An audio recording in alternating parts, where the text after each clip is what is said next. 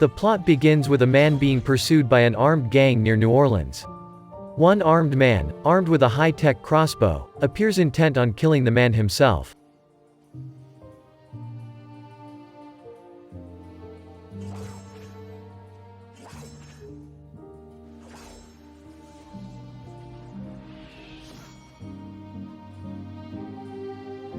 The pursued man arrives at the river and runs across a wooden boat dock, but he is shot twice by the man with the crossbow. One of the bolts pierces his military dog tags in the chest, and he falls between the slats and into the water. Pick Van Cleef, one of the gang chasing him, cuts a money belt from around his waist as his body is pulled from the river. Emile Fouchon, the gang's leader, asks the man hunting the victim if the experience met his expectations, and the man says it did. Natasha, Nat, Binder, a young woman from Detroit, arrives in town in search of her father, who was killed by the hunters.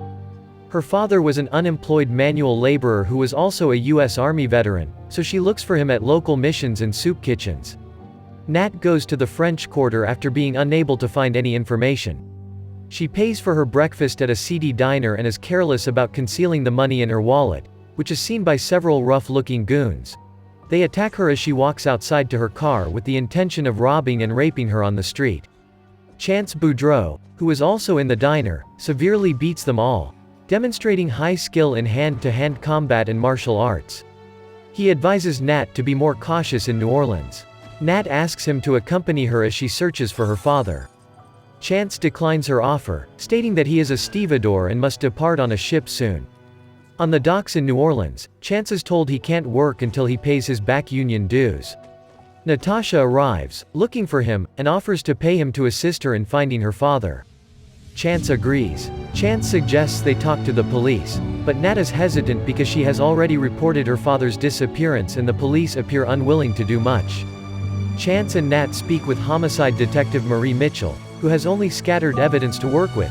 However, Nat's father's remains have been discovered in a burned-out warehouse.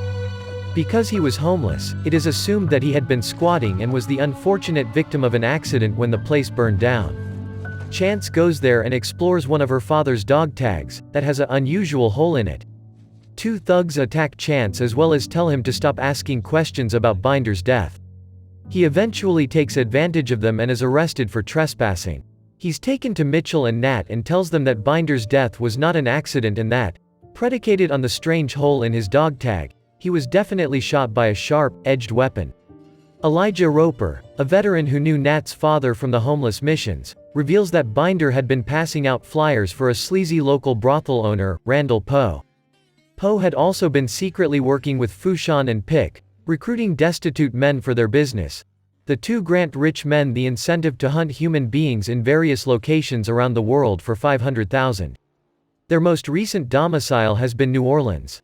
Because the police have revealed Binder's body and are investigating his death as homicide, Emile and Pick go to Poe's office and torture him to gain knowledge how much Poe told the police.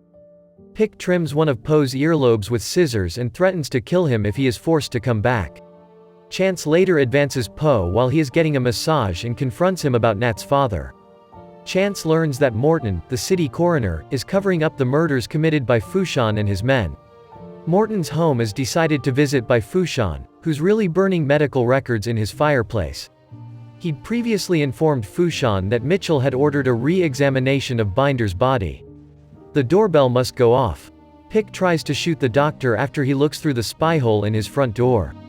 Due to increased police attention, Fouchon notifies Pick that they will conduct one ultimate hunt in New Orleans before leaving for Eastern Europe, where they can work for years under a lower profile. Poe, who has been working with Roper for some time, asks him if he wants to work for $10,000. Roper concurs. Meanwhile, Fouchon and Pick meet with another client, demanding upfront payment for the game and going to set up a human quarry. Roper meets Fouchon and Pick in an abandoned train yard, accepts $10,000 in cash and a money belt, and is given a H.